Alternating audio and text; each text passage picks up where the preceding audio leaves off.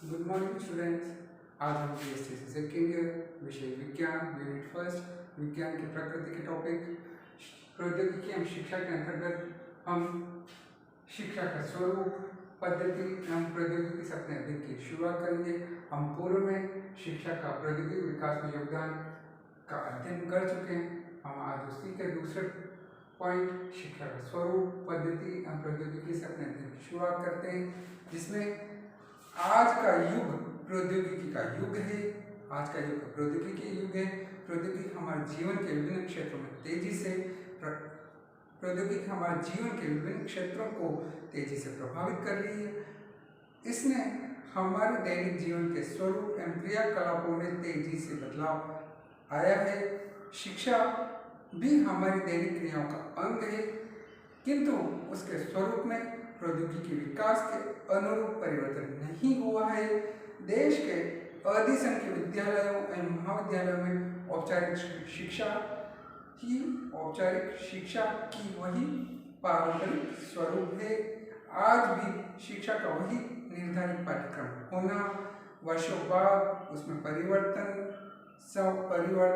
होना, उस पर आधारित पाठ्य सामग्री पुस्तक के रूप में होना, वर्षों पारंपरिक कक्षा में शिक्षक का व्याख्यान, प्रश्न प्रति शाम पट प्रसार रूप में कुछ लेखन की शिक्षण पद्धति शिक्षण क्रम है जो लंबे समय से चला आ रहा है।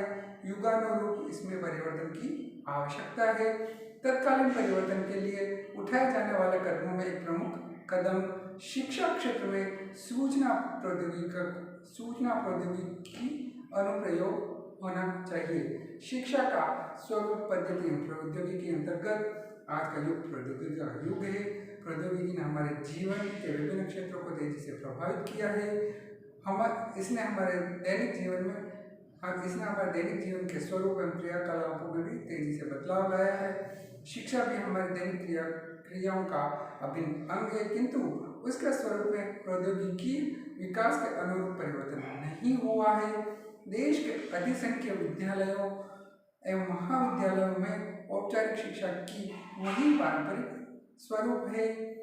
आज भी शिक्षा का वही निर्धारित पाठ्यक्रम होना, वर्षों बाद उसमें परिवर्धन होना, उस पर आधारित पाठ्य सामग्री पुस्तक के रूप में होना, वर्षों पारंपरिक कक्षा में शिक्षक का व्याख्यान, प्रश्न प्रति शाम पट पर सार रूप में कुछ लेखन की शिक्षण पद्धति शिक्षण क्रम है जो लंबे समय से चला आ रहा है। युगानुरूप इसमें परिवर्तन की आवश्यकता है। तत्कालीन परिवर्तन के लिए उठाए जाने वाले कदमों में एक प्रमुख कदम शिक्षा क्षेत्र में सूचना प्रौद्योगिकी का अनुप्रयोग होना चाहिए। नंबर थर्ड पॉइंट है शिक्षा तथा सूचना प्रौद्योगिकी। शिक्षा सीखने सिखाने की वह प्रक्रिया है जो सतत चलती आ रही है। सतत चलने वाली इस प्रक्रिया में निरंतर अद्यतन तथ्यों, आंकड़ों अर्थात अद्यतन ज्ञान का समावेश होना चाहिए। साथ साथ शिक्षण प्रक्रिया में भी बदलाव करना चाहिए।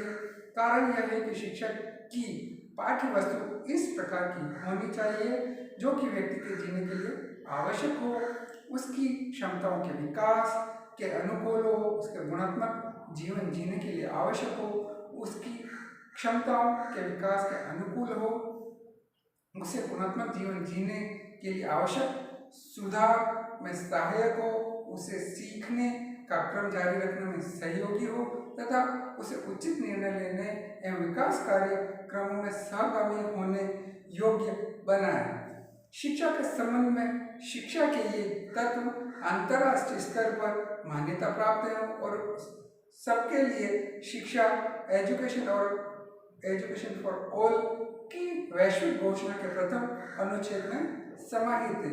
शिक्षा तथा सूचना प्रौद्योगिकी के अंतर्गत शिक्षा सीखने सिखाने की वह प्रक्रिया है जो सतत चलती आ रही है।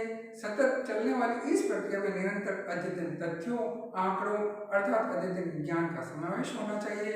साथ साथ शिक्षण प्रक्रिया में बदलाव होना चाहिए। कारण यह कि शिक्षा की पाठ्य वस्तु इस प्रकार की होना चाहिए जो कि व्यक्ति के जीने के लिए आवश्यक हो, उसकी क्षमताओं के विकास के अनुकूल हो, उसे गुणात्मक जीवन जीने के लिए आवश्यक हो, उसकी क्षमताओं के विकास के अनुकूल हो, उसे गुणात्मक जीवन जीने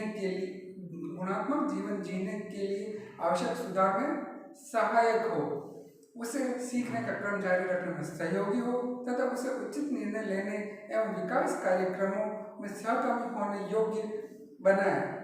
शिक्षा के संबंध में शिक्षा के ये तत्व अंतर्राष्ट्रीय स्तर पर मान्यता प्राप्त हैं और सबके लिए शिक्षा एजुकेशन फॉर ऑल की वैश्विक घोषणा के प्रथम अनुच्छेद में समाहित है। आज इतना ही। आज हमने पूर्ण प्रौद्योगिकी एवं शिक्षा के अंतर्गत शिक्षा का प्रौद्योगिकी विकास में योगदान, शिक्षा का स्वरूप, पद्धति एवं प्रौद्योगिकी एवं थर्ड शिक्षा तथा सूचना प्रौद्योगिकी का हमने आज पूर्ण रूप में अध्ययन किया। अब हम कल यूनिट 2 से अपने दिन की शुरुआत करेंगे। आज इतना ही। नमस्ते।